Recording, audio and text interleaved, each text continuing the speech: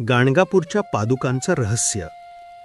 कर्नाटक महाराष्ट्र सीमेवर भीमा आणि अमरजा नद्यांच्या संगमावर वसलेलं गाणगापूर हे श्री दत्तात्रेय स्वामींचं अत्यंत पवित्र स्थान आहे. इथे श्री दत्तांचा प्रत्यक्ष अवतार होऊन गेले.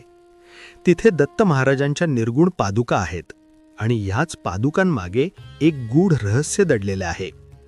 असं सांगितलं जातं की श्री दत्तात्रेय स्वामी हे त्रिमूर्तींचं स्वरूप असल्यामुळे ते एका ठिकाणी मूर्ती स्वरूपात राहू शकत नव्हते.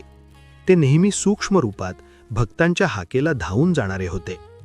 एकदा गाणगापूरमध्ये श्री नृसिंह सरस्वती स्वामींनी दीर्घकाळ वास्तव्य केलं. त्यांच्या समाधीनंतर भक्तांना वाटू लागलं की स्वामी प्रत्यक्ष दर्शन देत नाहीत. भक्त व्याकुळ झाले. त्यावेळी फक्त महाराजांनी स्वप्नात दर्शन देऊन सांगितलं, मी इथून गेलो नाही, मी या पादुकांमध्ये नित्य वास करतो.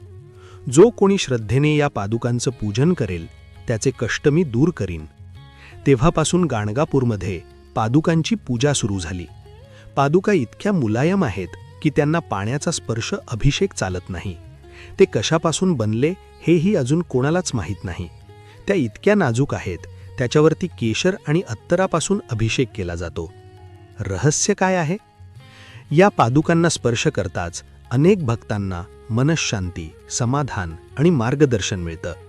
असं मानलं जातं की पादुकांमधून सूक्ष्म दैवी ऊर्जा सतत प्रवाहित होत असते. अनेक भक्त सांगतात की पादुकांसमोर बसल्यावर त्यांच्या मनात नवे विचार, उत्तरं आणि उपाय आपोआप येतात.